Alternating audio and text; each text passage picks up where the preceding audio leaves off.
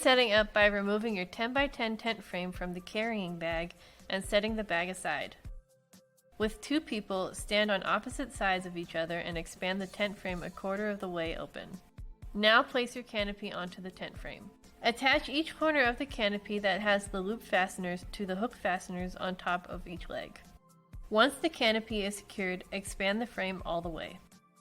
The upper leg brackets will lock into place with an audible click. Go under the canopy and connect the loop fasteners on the canopy's sides to the hook fasteners located on the truss bars. Next, raise the tent frame by pulling up on the leg until the button pops out. To extend the height, keep pushing in the button and pulling the leg up until you have your desired height. Here we raise the tent to its max height so the walls we will add in the next step will not drag on the ground.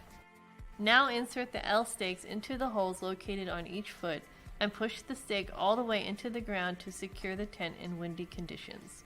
This tent frame comes with 4 walls. 3 of the walls are full walls and 1 wall is a full wall with the zipper in the middle. This zipper can be opened to create a door. To connect these walls, attach the hook fastener strips on the top of the walls to the loop fastener strips on the bottom of the valances. Start from one side and work your way to the other side. Make sure it's even on both sides. Now attach the hook and loop fastener strips on the sides of the walls to the legs as shown. With your walls attached, you can unzip the middle and use it as a door.